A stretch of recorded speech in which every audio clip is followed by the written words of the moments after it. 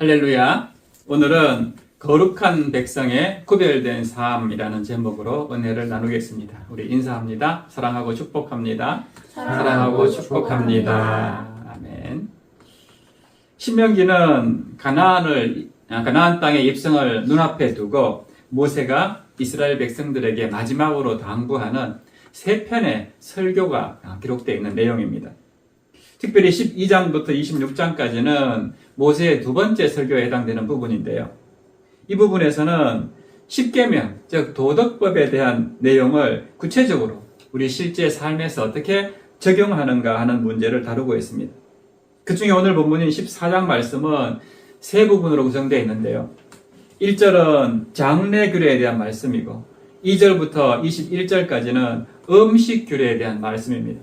그리고 내일 보게 될 22절부터 29절까지는 11조 규례에 대한 말씀입니다.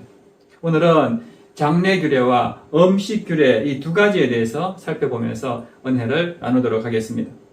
먼저 장례규례가 기록된 1절 말씀 볼 텐데요. 1절 보세요. 너희는 너희 하나님 여호와의 자녀이니 죽은 자를 위하여 자기 몸을 베지 말며 눈썹 사이 이마 위에 털을 밀지 말라. 이러한 행위는 당시 이방인들이 장례식 때 행하던 그런 풍습이었습니다. 모세는 여기서 행하는 이 두 가지 풍습을 행하지 말라라고 이야기합니다.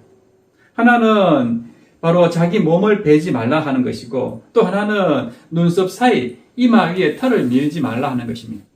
눈썹 사이 이마 위에 털이라는 것은 바로 머리 한복판을 고속도로로 밀듯이 쭉 밀어버리는 것입니다.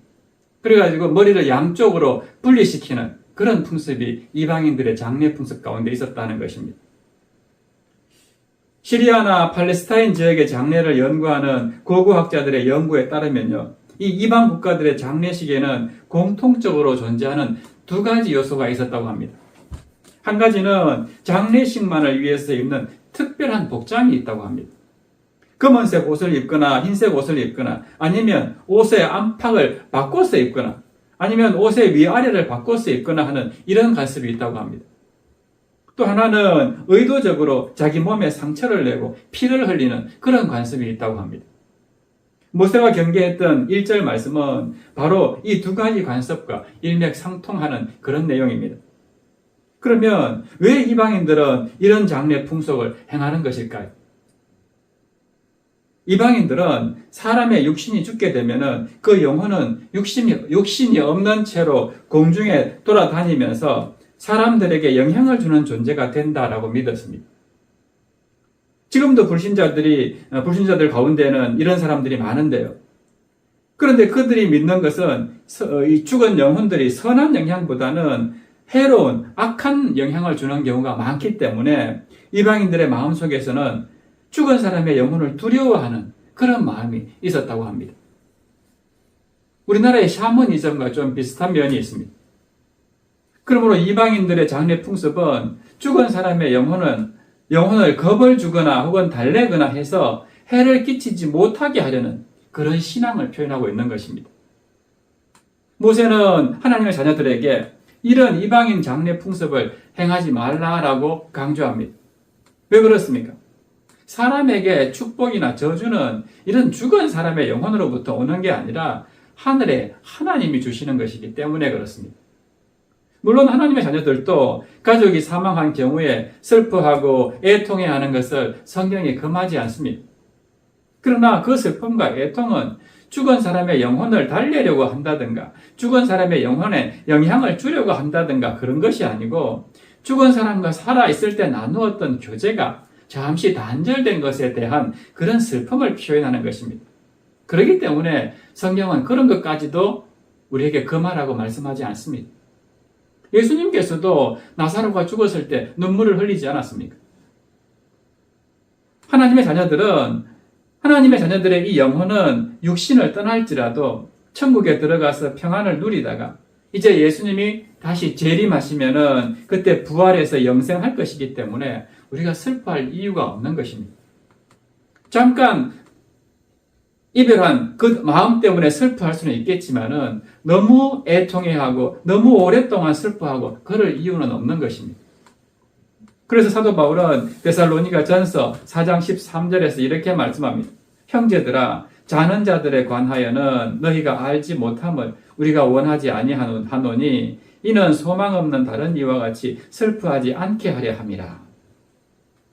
불신자들은 이 소망이 없습니다. 그러니까 영원한 이별에 대해서 슬픔밖에 없습니다. 다시는 보지 못한다는 그런 절망감밖에 없습니다. 그래서 그 사람들은 사람이 죽는 것을요, 망자가 되었다라고 합니다. 목숨이 망했다. 즉, 목숨이 끊어졌다라고 믿는 것입니다. 그러나 우리 성도들은 망자가 되는 게 아닙니다. 이 땅에서의 삶을 잘 마치고, 이제 영원한 본향, 영원한 하나님 나라로 우리가 돌아가는 것이기 때문에 그렇습니다. 이렇게 장례 규례에 대해서 가르친 모세는 이어서 음식 규례에 대해서 가르칩니다. 유대인들은 특별히 지금까지도 음식 규례를 굉장히 중시하는데요. 그리고 주의 깊게 이 규례들을 지키고 있습니다. 특히 핏째로 고기를 먹지 말라 하는 이 규례에 대해서 엄격히 지키다 보니까 피 없는 고기를 먹는 데는 유대인들을 따라올 사람들이 없을 정도라고 합니다. 그러나 아무리 피를 뺀다 해도 완전히 피를 다 빼지는 못합니다. 우리가 불고기를 먹던 스테이크를 먹던 결국은 그 안에 피가 남아있지 않습니까? 유대인들은 그럼에도 불구하고 이 음식 규례를 엄격하게 지키면서 살아갑니다. 또 기독교인들 가운데에도 말로는 음식 규례가 폐지되었다고 하면서도 여전히 음식 규례를 지키기를 원하는 사람들이 많습니다. 그렇다면 왜 하나님은 이런 음식 규례를 주셔가지고 짐승이나 물고기나 새들 가운데에서 정결한 것도 있고 부정한 것도 있다라고 말씀하는 걸까요? 왜 정결한 것만 먹고 부정한 것들은 먹지 말라라고 말씀하실까요? 그것은 한마디로 이스라엘 백성들을 이방인과 구별하기 위해서였습니다. 구별은 영어로 separation, 다른 말로 하면 거룩입니다. 이스라엘 백성들을 거룩한 백성이 되도록 유지하기 위한 그런 목적이 있다는 것입니다. 거룩한 백성으로서의 훈련, 그것이 음식 규례를 정하신 목적이다 하는 것입니다. 본문 4절부터 8절 말씀해 보면은 육지 생물 가운데 정결한 짐승과 부정한 짐승을 구별했습니다. 그리고 9절과 10절은 바다에 사는 물고기 가운데 정결한 물고기와 부정한 물고기를 구별했습니다. 그리고 11절부터 20절까지는 하늘의 새들 가운데 정결한 새와 부정한 새를 구별하고 있습니다. 그러니까 육지와 바다와 하늘의 순서인데요. 창세기 1장에서 하나님께서 만물을 창조하실 때의 순서와 똑같습니다. 그런데 하나님이 만물을 창조하실 때 어떤 것은 정결하고 어떤 것은 부정하다 이렇게 말씀하셨습니까? 그렇게 말씀하신 적 없습니다. 창세기 1장 25절 말씀 보세요. 하나님이 땅의 짐승을 그 종류대로, 가축을 그 종류대로, 땅에 기는 모든 것을 그 종류대로 만드시니 하나님이 보시기에 좋았더라. 여기 부정하다는 말이 있습니까? 하나님이 보시기에 좋았더라. 부정한 짐승이 없습니다. 그러므로 부정한 짐승과 고기와 새는 왜 부정한 짐승이라고 하셨는지 그 이유를 우리는 알 수가 없습니다. 그 이유는 알 수 없지만은, 그러나 그렇게 음식을 구별하신 목적은 알 수 있습니다. 그것은 건강상의 이유도 아니고, 단지 어떤 상징적인 이유도 아니고, 또 그 짐승들이 이방인들의 제사에 사용되었다는 그런 목적도 아닙니다. 그럼 무엇일까요? 그것은 첫째로 이스라엘 백성들을 이방인들로부터 철저하게 분리시키려는 그런 목적이었습니다. 여러분 생각해 보세요. 돼지고기를 먹는 사람과 안 먹는 사람이 결혼해서 편안하게 살 수 있겠습니까? 없습니다. 음식 가지고 맨날 싸울 거 아닙니까? 한 사람은 수육 먹으러 가자 그러고 나는 절대로 안 먹는다 그러면 어떻게 같이 살겠습니까? 허구한 날 음식 가지고 싸울 거 아닙니까? 그러니까 같이 결혼해서 살 수가 없는 것입니다. 또 음식이 다르면 절친이 될 수도 없습니다. 먹는 게 서로 다른데 어떻게 가깝게 지낼 수가 있습니까? 한 사람은 짜장면 먹자 그러고 한 사람은 맨날 삼겹살 먹으러 가자 그러는데 어떻게 살 수 있겠습니까? 나는 밀가루 못 먹는다 그러고 나는 돼지고기 못 먹는다 그러고 그러면 어떻게 살겠습니까? 어떻게 가까운 친구가 되겠습니까? 그러므로 이스라엘 백성들은 이 음식 규례로 말미암아서 철저하게 분리된 백성이 될 수가 있었다 하는 것입니다. 두 번째로 이스라엘 백성들에게 순종을 가르치기 위해서였습니다. 하나님께서 아담에게 선악과를 먹지 말라고 하셨을 때 선악과 자체에 무슨 문제가 있어서 먹지 말라고 한 게 아닙니다.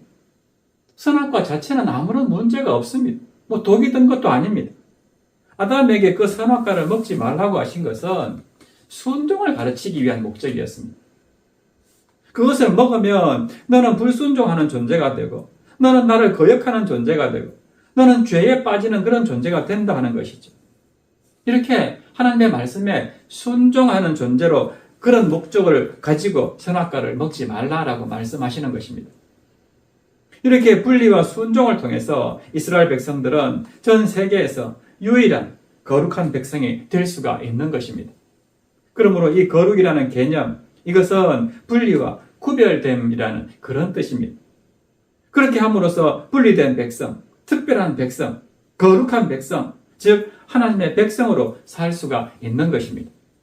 그러니까 음식 규례의 가장 중요한 목적은 이스라엘 백성의 경건 훈련, 거룩의 훈련에 있는 것이지 결코 건강을 유지하기 위해서 이렇게 음식법을 만든 것이 아니다 하는 것을 알아야 합니다. 오늘 본문 2절과 21절에 보시면요. 너희는 너희의 하나님 여호와의 성민이라. 즉 거룩한 백성, 구별된 백성이다 하는 내용이 두 번이나 강조되어 있습니다. 이렇게 하나님은 음식을 통해서 이스라엘 백성들을 이방인들로부터 철저하게 구별시키신 것입니다. 음식이 다르면은 함께 거주할 수도 없고 함께 살 수가 없습니다. 레위기 11장에도 동일한 음식 규례가 나오는데요. 오늘 신명기 말씀과 똑같습니다. 하나님이 내가 거룩하니 너희도 거룩하라 하는 이 레위기의 근본 목적을 실현하기 위해서 이 음식 규례를 주신 것입니다. 즉 이스라엘 백성들을 다른 이방인들과 구별하기 위해서 다른 이방인들로부터 구별된 거룩한 백성, 즉 성민으로 살 수 있도록 하기 위해서 이런 규례를 주셨다 하는 것입니다. 그리고 음식 규례의 끝부분인 본문 21절에 보면요. 두 가지 내용이 추가가 되어 있습니다. 스스로 죽은 모든 것은 먹지 말 것이다 라고 했고 또 너는 염소 새끼를 그 어미의 젖에 삶지 말지니라 라고 했습니다. 염소 새끼는 그 어미의 젖으로 먹고 사는 존재입니다. 그러니까 어미의 젖은 염소 새끼의 생명이나 마찬가지입니다. 그런데 그 생명의 근원이 되는 어미의 젖에 새끼 염소를 삶아 먹는 그 이방인들의 풍습은 생명을 경시하는 행위가 됩니다. 하나님은 그런 행위를 원치 않으신다는 것입니다. 그러므로 이런 규례는 음식을 먹더라도 고기를 먹더라도 생명을 존중하면서 먹으라 하는 교훈입니다. 그러면 이러한 음식 규례가 신약 시대를 살아가는 오늘 우리에게는 어떤 의미가 있을까요? 우리는 이 음식 규례를 어떻게 이해하고 받아들여야 하느냐 하는 것입니다. 이 문제에 관해서 예수님은 대단히 급진적인 견해를 말씀하셨습니다. 마가복음 7장 18절과 19절 말씀 보세요.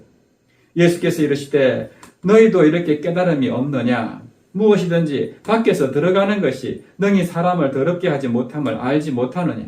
이는 마음으로 들어가지 아니하고 배로 들어가 뒤로 나감이라. 이러므로 모든 음식물을 깨끗하다 하시니라. 모든 음식물은 깨끗하다 이 말씀은 마가의 해석이 아닙니다.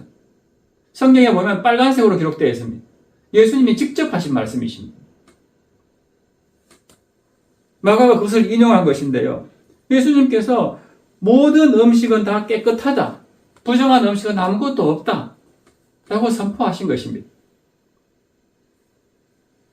음식이 사람을 더럽게 하는 것이 아니라 마음에서 나오는 것이 사람을 더럽게 한다라고 말씀하셨습니다.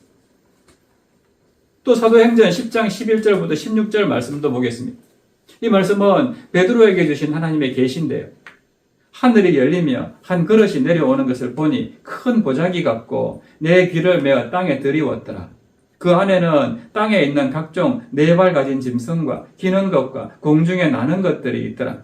또 소리가 있으되 베드로야 일어나 잡아 먹으라 하거늘 베드로가 이르되 주여 그럴 수 없나이다. 속되고 깨끗하지 아니한 것을 내가 결코 먹지 아니하였나이다 한데 또 두 번째 소리가 있으되 하나님께서 깨끗하게 하신 것을 내가 속되다 하지 말라 하더라. 이런 일이 3번 있은 후 그 그릇이 곧 하늘로 올려져 가니라. 아멘.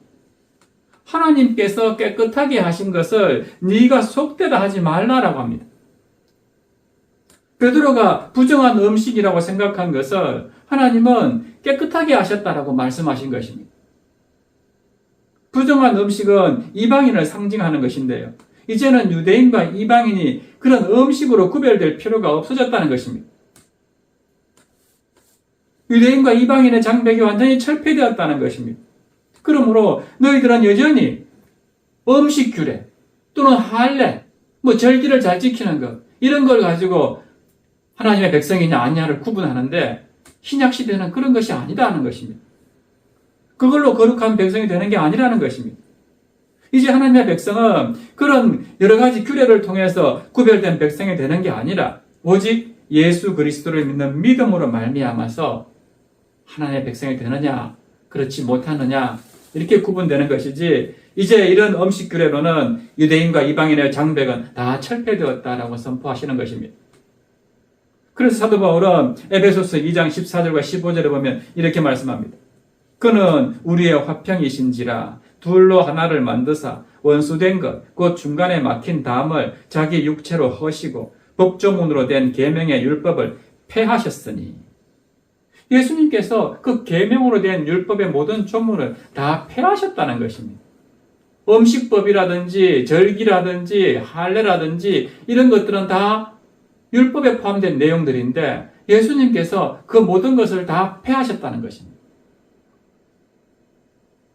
이제 예수님의 그 십자가 대속의 죽음으로 말미암아서 유대인들과 이방인들 사이에 그와 같은 모든 율법을 통한 막힌 담이 다 없어졌다 하는 것입니다. 그래서 이제는 너희들이 그런 음식 규례를 지켜가지고 나는 너희와 다르고 나는 너희들보다 거룩한 백성이다 이렇게 생각하지 말라는 것입니다. 그렇게 해서도 안 되는 시대가 왔다는 것이죠. 거룩한 백성이라는 것은 음식 때문이 아니라 이제 자신의 죄를 회개하고 예수 그리스도를 믿는, 구주로 믿는 그런 믿음의 백성들이 거룩한 백성들이다, 하나님의 자녀가 된다라고 선포하시는 것입니다.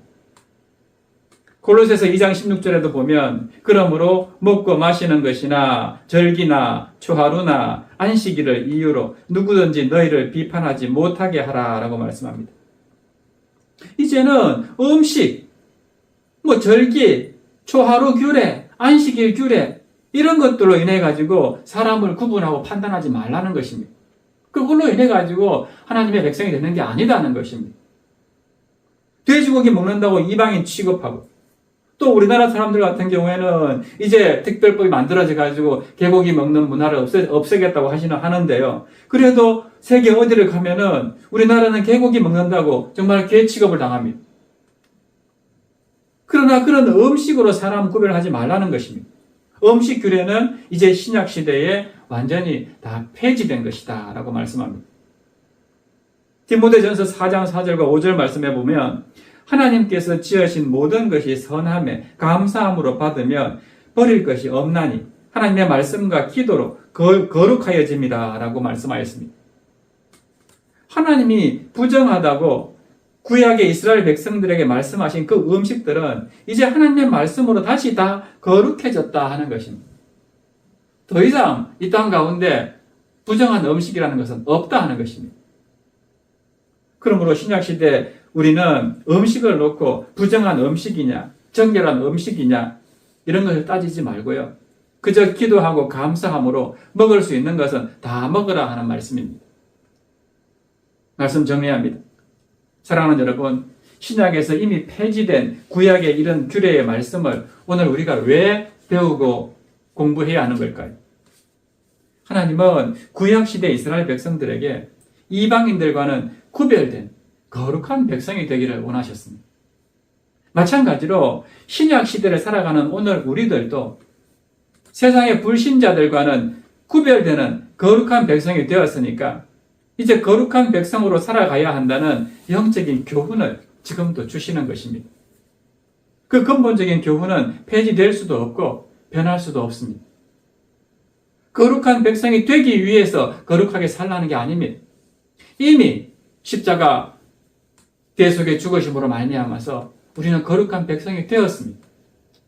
즉 하나님이 그리스도 예수 안에서 우리를 택하시고 우리를 구별하셔서 거룩한 백성이 이미 되었으니까 너희는 마땅히 구별된 삶, 거룩한 백성으로 제 삶을 살아야 한다는 것입니다.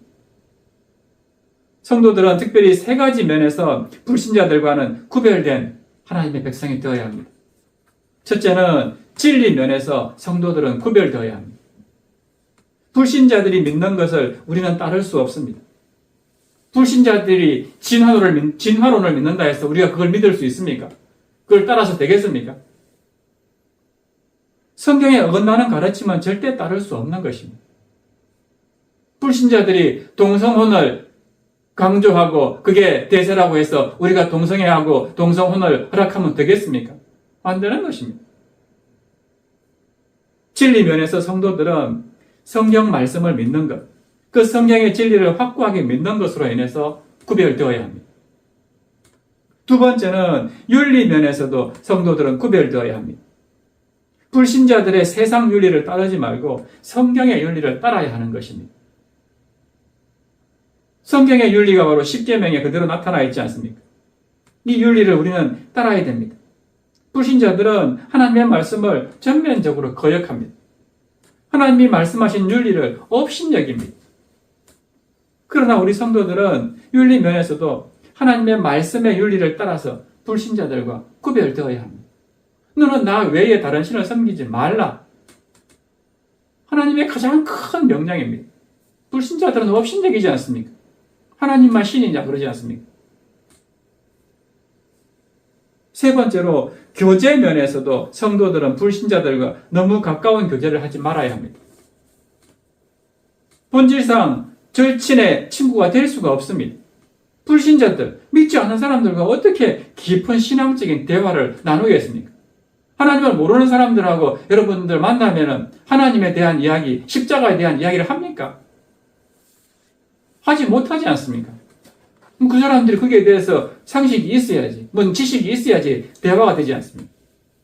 안 믿는데 무슨 교제를 나누겠습니까?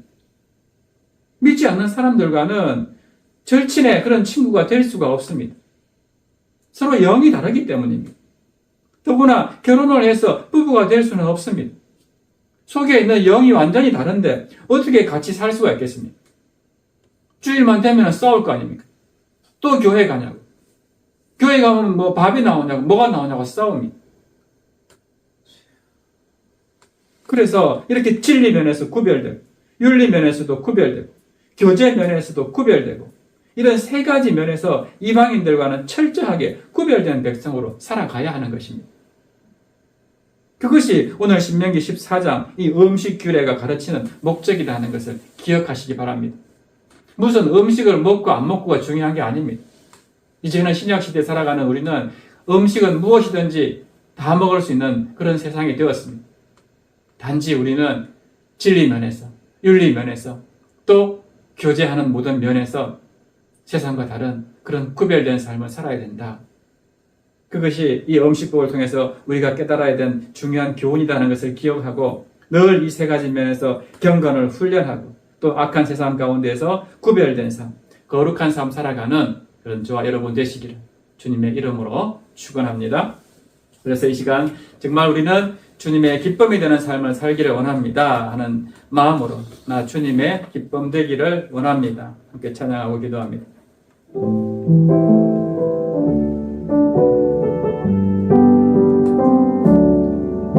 나 주님의 기쁨 되기 원하네. 내 마음을 새롭게 하소서. 새 무대가 되게 하여 주사. 주님의 빛 비추게 하소서. 내가 원하는 한 가지 주님의 기쁨이 되는 것.